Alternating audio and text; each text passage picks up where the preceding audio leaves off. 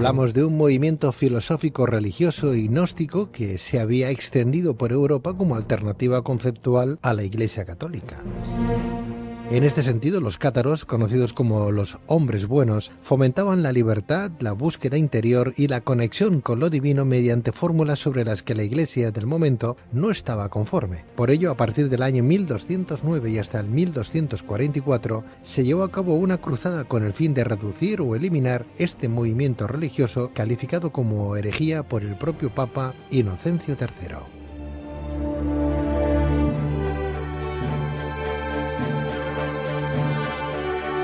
Pero, ¿quiénes eran realmente los cátaros? ¿Cuáles eran sus misterios y creencias? ¿Qué tipo de visión tenían de Jesús o María Magdalena? ¿Qué representaba el Santo Grial para este movimiento religioso? ¿De qué forma fueron perseguidos? ¿Qué enigmas siguen envolviendo al catarismo?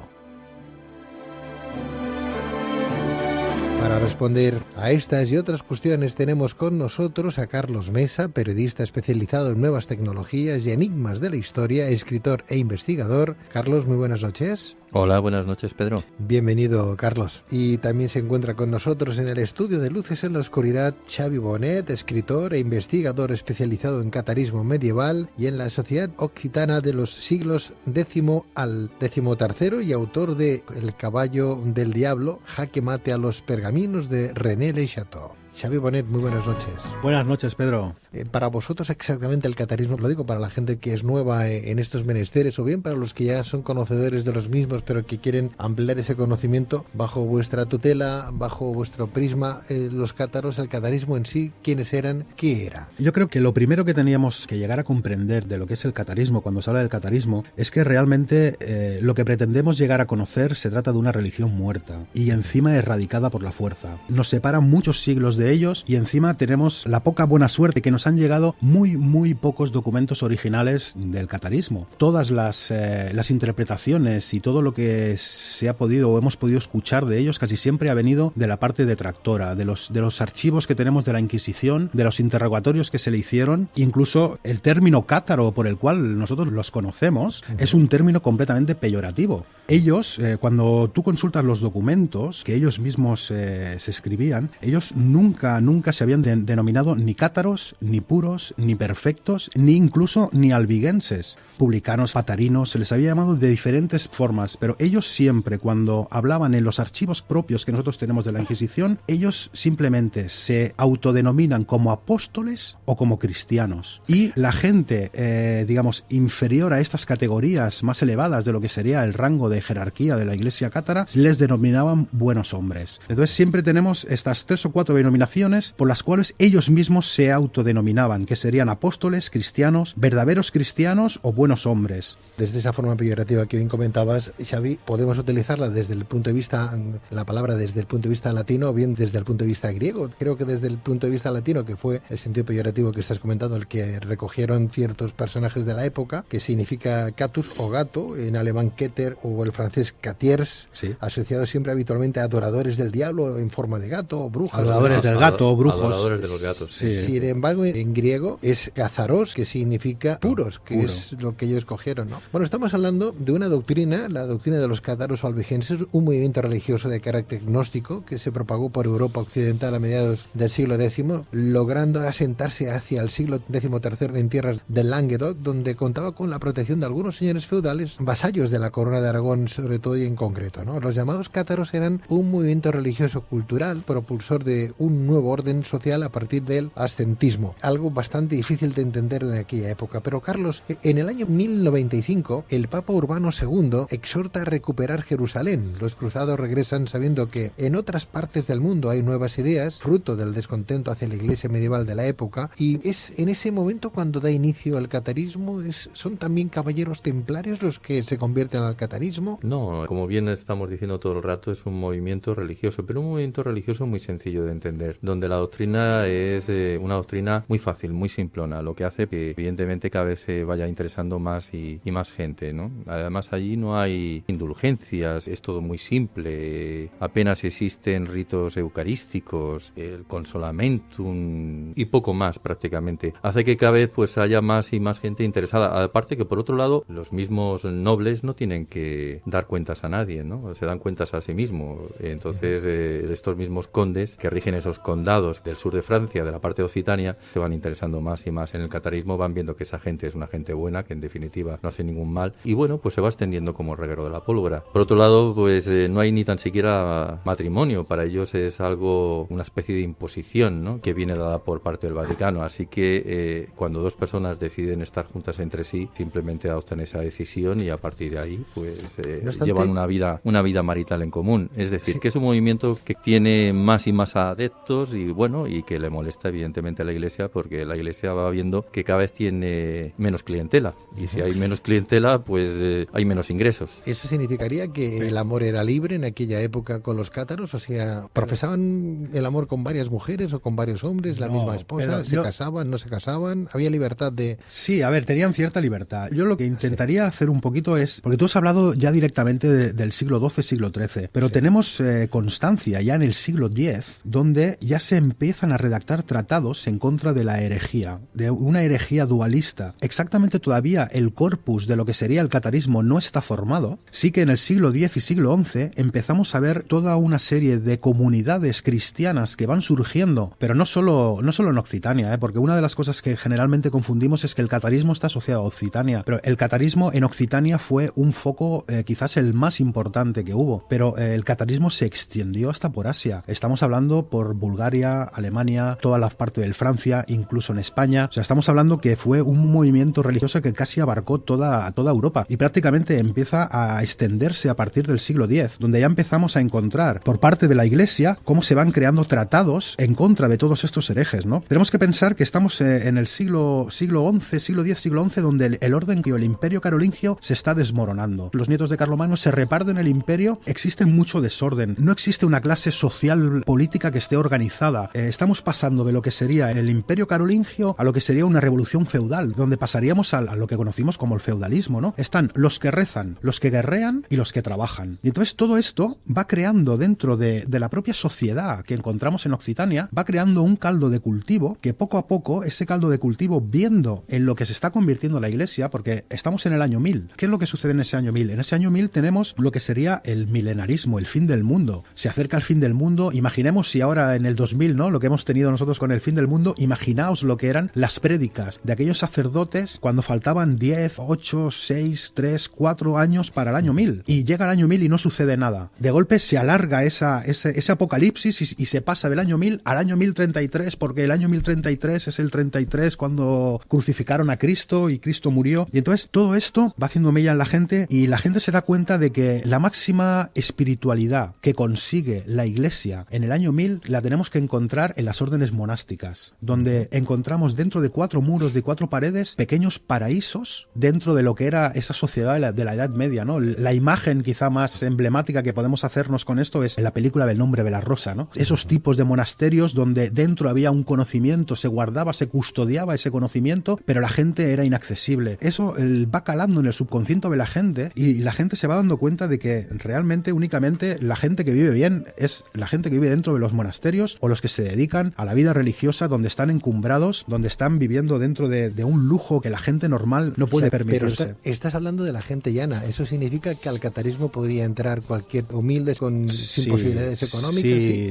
Sí. La estructura religiosa del catarismo se divide desde la parte más alta, que serían el obispo cátaro o el obispado cátaro. Algunas veces se ha hablado de papa cátaro, pero nunca se ha llegado a confirmar ni se han tenido documentos auténticos de que realmente existiera esos papas cátaros. Pero la organización religiosa la dividimos entre lo que sería el obispo, donde el obispo constaba de 2 ayudantes, por decirlo de alguna forma, que sería el hijo mayor y el hijo menor. Cuando muere el obispo, el hijo mayor sustituye al obispo, el hijo menor sustituye al hijo mayor y entra uno en su reserva a ser parte del hijo menor. La siguiente escalafón de la jerarquía, lo que encontramos son a los diáconos cátaros, y debajo de los diáconos cátaros encontramos a los buenos hombres. Hasta aquí, todos estos 4 grupos de la jerarquía, ellos pueden convertir a cualquier persona del pueblo llano simplemente por imposición de manos. La gente llana, por decirlo de alguna manera, esta gente que estamos hablando de este año 1000, empiezan a oír las prédicas de esta gente y acaban convirtiéndose en creyentes o novicios. ¿Y estos cátaros seguían algún tipo de libro como la Biblia, por ejemplo, el Antiguo Testamento, los Evangelios? Sí, el Evangelio de San Juan. Sí, a ver, realmente documentos de lo que sería documentos cátaros, únicamente cátaros, y que podemos decir ciertamente que son de ellos, como hemos dicho al principio, casi toda la documentación que tenemos únicamente la podemos basar en su enemigo, por decirlo de alguna forma, ¿no? En los archivos que tenemos de la Inquisición, de alguien que quería pues erradicarlos.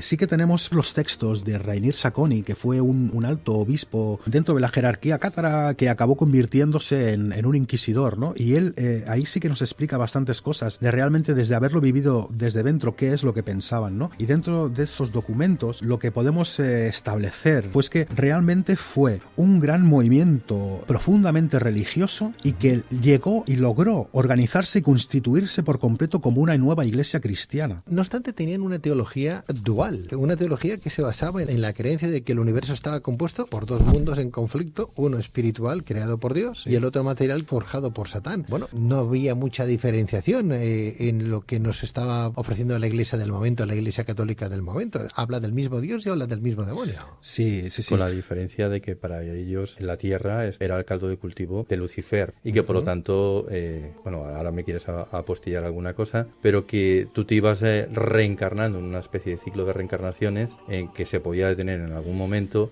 cuando alcanzabas, bueno, pues para, como decían despectivamente los cristianos católicos, ¿no? Cuando alcanzabas esa perfección, porque decían que ellos eran los perfectos y por eso los llamaban de esa manera, ¿no? El ideal que se marca el catarismo se trata de un regreso a los ideales y las prácticas de la iglesia primitiva. A partir de aquí, ellos únicamente se basan en el Nuevo Testamento, rechazan el Antiguo Testamento, que es lo que ha estado presente hasta esa época que estamos hablando, hasta el siglo XI, siglo XII, principios del siglo XII, es cuando el Antiguo Testamento es el que tiene poder. El Nuevo Testamento casi no se le hace caso, ¿no? Y entonces esta gente, estos cristianos que van apareciendo, le prestan más atención al Nuevo Testamento que no al Antiguo Testamento. Ellos se reivindican como la verdadera iglesia de los apóstoles. Y tenemos en esta práctica, en este regreso a las prácticas de la iglesia primitiva, tenemos que ser conscientes de que ellos tenían casi 1000 años de diferencia con esa iglesia primitiva. Y una de las cosas que los inquisidores les dicen, bueno, sí, vosotros decís que sois la verdadera iglesia de los apóstoles y que tenéis las prácticas y que descendéis directamente de ellos, ¿no? O sea, pero ¿cómo puede ser esto si hay 1000 años de diferencia entre aquellas primeras comunidades cristianas gnósticas y lo que vosotros estáis diciendo, ¿no? Y los propios cátaros en documentos que tenemos, ellos mismos dicen que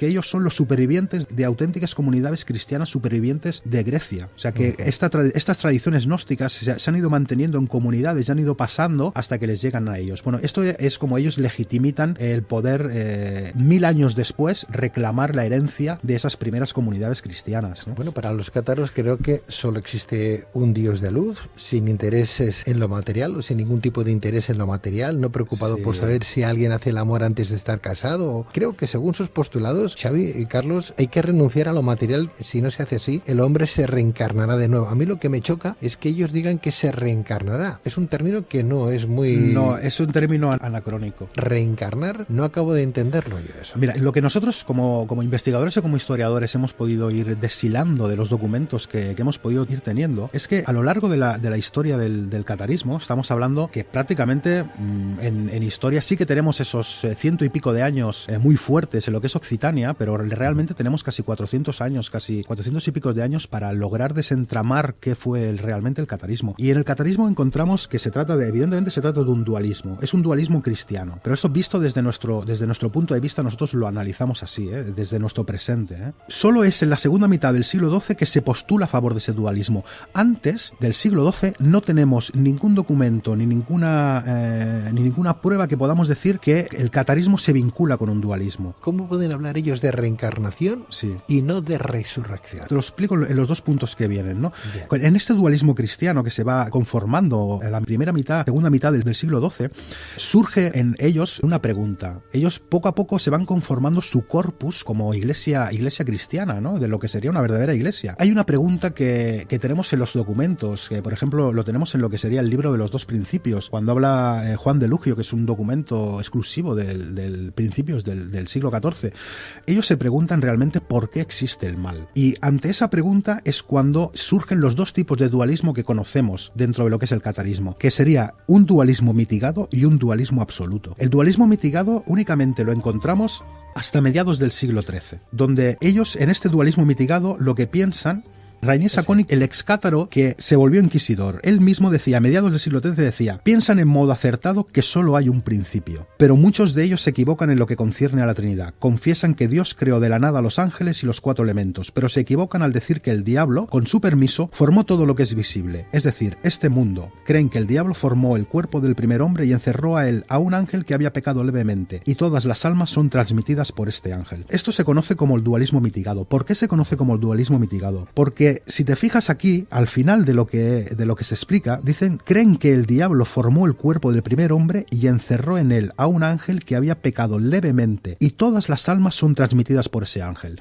Es decir, en este dualismo mitigado, las almas que se transmiten de hombre a hombre, o sea, son generadas y por transmisión. O sea, realmente, para entender el concepto de alma que nos está explicando el dualismo mitigado, tenemos que entender el concepto de chispa divina. Digamos, en cada ser humano lo que existe es una chispa divina. Y esa chispa divina que se encerró una única vez por el diablo se va transmitiendo de cuerpo en cuerpo. Eso estaríamos hablando de lo que sería el dualismo mitigado. Al final de lo que sería el catarismo es cuando empezamos a encontrar lo que sería el dualismo absoluto. El dualismo absoluto es 2 creadores y 2 principios. Fíjate lo que decía Rainier Saconi, excátaro en el siglo XIII, decía, piensan en modo acertado que solo hay un principio. En cambio, al final de lo que sería el siglo final del siglo XIII, principios del siglo XIV, estaríamos hablando primer tercio del siglo XIV, encontramos en sus declaraciones, en sus escritos, en los escritos de la Inquisición, encontramos que su corpus como religión se ha conformado perfectamente y lo que nos aparece es un dualismo completamente absoluto. ¿Por qué? Porque es la única forma de responder a la pregunta ¿por qué existe el mal? De alguna manera, si uno se remite al Génesis, uno puede leer ahí tratados o textos que muy bien podrían haber copiado estos cátaros, ¿no? En la Biblia, en el Génesis, en el principio de todo, parece como que el demonio haya creado lo material, haya creado la tierra, haya creado a los hijos de los hombres, ¿no? Cuando hablamos de los Nefilim, ella aparece como si el demonio, que son los ángeles caídos, se están copulando con las hijas de los hombres. Sí, pero eso es otra historia. Eso se podría ampliar a través del libro de Enoch y nos hablaría de otra cosa totalmente diferente. Bueno, de lo que hablaba... No del todo, Carlos, porque si dicen que lo material es lo maligno, están diciendo que lo que se ha creado en la tierra a raíz de también a raíz de la mezcla que hay entre entre el humano y esos ángeles. Bueno, sí, también se podría ver por ahí, pero bueno, yo creo que más que nada lo que Xavi estaba dando a entender es que existe una evolución del gnosticismo y el gnosticismo ha ido evolucionando a lo largo del tiempo, ¿no? El gnosticismo es el cristianismo primitivo, el cristianismo de Santiago antes del confrontamiento con Pablo y Pedro, ¿no? Y a partir de ahí pues va derivando en priscilianos, nestorianos. Cuando hablamos de los búlgaros, aquellos búlgaros cátaros de Xavi quería dar a entender los bogomilos, que fueron los anteriores al movimiento de los cátaros, luego aparecen los cátaros como tal. Después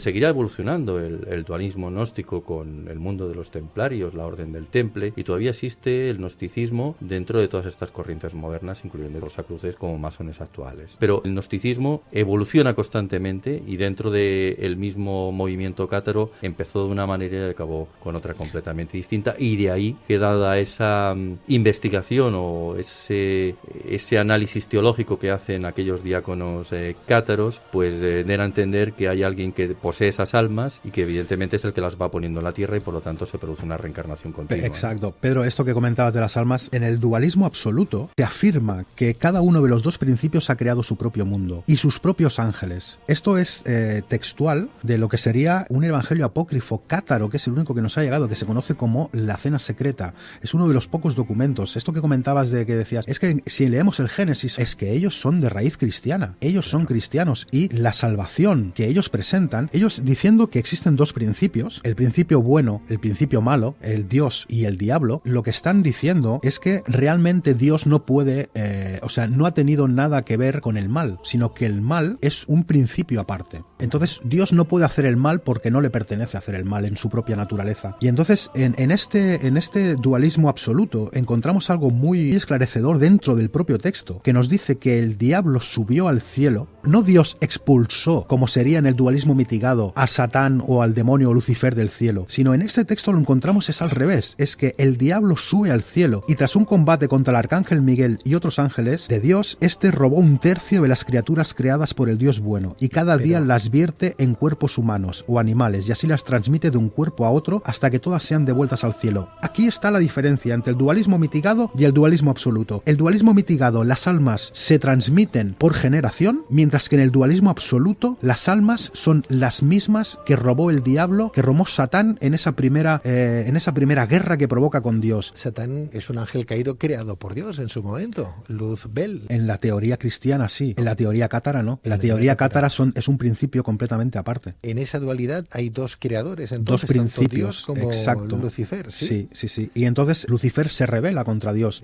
Lo que hace es subir al cielo en este dualismo absoluto y, tal como lo narran ellos, con su cola arrebata 1/3 de las almas que estaban conviviendo con Dios y las arrastra al mundo de la materia, las encarcela dentro de cuerpos de barro y entonces a partir de ahí cada ser humano que nace en el mundo, el diablo le encierra una alma dentro de ese cuerpo. Además acabas de decir algo muy importante dentro de los misterios del catarismo. Ahora me ha venido a la mente, ¿no? Para que no sea un debate tan teológico. Me ha hecho acordar de la búsqueda de Otto Rahn, de esa piedra esmeralda que le cae de la frente de Lucifer y que ellos consideraban el grial y que es lo que están buscando en todo momento por el sur de Francia, en torno a Montsegur, ¿no? Carlos, cogiendo tus palabras, ¿no? Uno piensa, bueno, entonces el demonio, según el catarismo, ganó en cierta manera al Dios Todopoderoso, porque si vemos cómo van los telediarios a día de hoy y cómo ha ido el mundo, es imposible que los ángeles buenos hayan copulado con las hijas de los hombres. Tiene que haber sido los ángeles malos, porque hay cada atrocidad. Mucha gente se ha pensado muchas veces, ¿cómo puede ser que Dios permita que un niño recién nacido pase hambre, se le hinche la barriguita y mueran cada día 20.000 niños de hambre? Entonces, si en ese postulado lo vemos desde esa manera, desde esa visión, a lo mejor tenemos que pensar que el demonio le ganó la batalla en su momento al propio Dios. Se sigue librando la batalla. La reflexión, Pedro, que has hecho es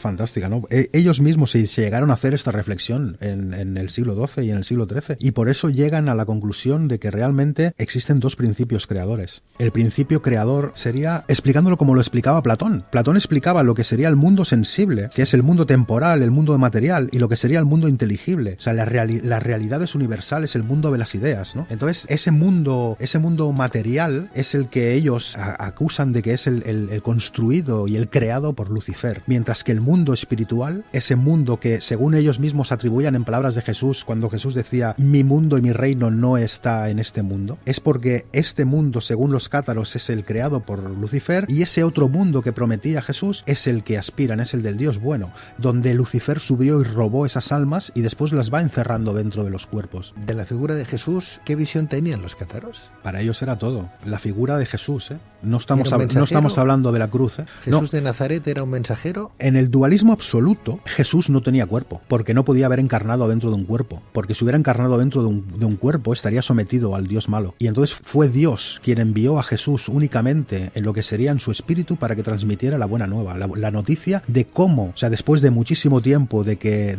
por decirlo de alguna forma, ¿no?, de que Lucifer está encerrando almas dentro de los cuerpos, Dios envía a Jesús a la tierra para que les diga la buena nueva y les diga cómo se debe librar esa batalla dentro de este mundo material para poder librar y acceder al mundo del cual han sido robados. Estaríamos diciendo... Pero lo envía desde el punto de vista espiritual, no físico. Exacto, desde el punto de vista espiritual, no físico. Por lo tanto, es un mensajero, ¿no? También me ha hecho acordar dentro de las curiosidades, ahora me he acordado de que consideraban el crucifijo un elemento de tortura y por supuesto para nada lo veneraban. Y cuando hablábamos anteriormente a micrófono cerrado de que no había simbologías, que no había simbología de ningún tipo, ¿no? Y me hace mucha gracia una cosa, que era que, bueno, tenían que acudir los domingos a misa como todos, pues para disimular, y sobre todo cuando los estaban buscando por herejes, y entre líneas, y hablando muy bajito, cuando se tenían que persignar, decían algo así como frente, barbilla, oreja izquierda, oreja derecha, en lugar de decir padre. Según los propios escritos que nos han llegado, decían que cuando te sientas en un aprieto y tengas que santiguarte delante de alguien, lo que tienes que decir, ahora me toco la frente, ahora me toco la barbilla, ahora me toco el hombro y ahora me toco el otro hombro. Se mofaban de ese catolicismo. De las reliquias de los santos también. Sí, todo lo que fuera consagrar a esta tierra, el apego a esta tierra, ellos no lo querían, ellos lo rechazaban todos los sacramentos, ellos juntaban todos los sacramentos de la Iglesia, los juntaban prácticamente en un sacramento, que era el consolamen, donde a partir de ese sacramento, que servía de bautismo, servía de comunión, servía de extrema unción, exacto, ¿no? Que con el tema de la extrema unción entra mucho el juego de lo que comentabas antes, ya es el tema de la reencarnación y lo que sería el término de la endura. Supongo que te suena el término de la endura. Ellos tendrían que haber tenido algún tipo de contacto con Oriente, ¿no? Porque claro, a mí lo que me choca es el tema de la reencarnación, que no es un término es que no podemos, muy propio de... Exacto, es que, a ver, nosotros hablamos de reencarnación porque actualmente estamos muy influenciados por Oriente en este tema, pero realmente es un término totalmente anacrónico. El término correcto... Inclusive dentro de la cristiandad católica siguen habiendo elementos que son propios de Oriente y en concreto del budismo. Es que a nadie le choca, por ejemplo, ¿qué es el rosario? Que el rosario es la pulsera mala de los budistas, la malá de los budistas, perdón. Así que siguen habiendo todavía elementos que son propios de Oriente dentro del cristianismo actual. Pero por ejemplo, mientras en Oriente podemos hablar de reencarnación y a la vez que se habla de reencarnación se habla de karma, aquí no podemos hablar de reencarnación porque la reencarnación implica karma. Aquí de lo único que podemos estar hablando es del término platónico de transmigración de las almas. Es de lo único que podemos estar hablando. ¿Por qué? Porque para el cátaro, una vez ese oyente, esa persona, digamos, se ha convertido al catarismo, su alma ya ha dejado de escapar. En el dualismo absoluto. O sea, no vuelve a reencarnar. Déjame que apostille algo, porque es que parece, vistos desde esta perspectiva y sobre todo ahora que hay tanto movimiento neocátaro moderno, para mí, bajo mi punto de vista, es una opinión como muy personal, no existe ninguna religión que sea ni mejor ni peor que otra, para mí todas son exactamente igual, y da la sensación de que el catarismo sería el cristianismo perfecto, y fijaos una cosa, cuando hablábamos del consolamen, había quien hacía trampas, porque decía, bueno, el consolamen significa que yo ya dejo de reencarnarme en el momento que me hace una imposición de manos, ¿no? Porque hasta ese momento he sido credente o creyente, pues muy bien, llevo una vida pecaminosa, y cuando vea que ya me llega al último momento,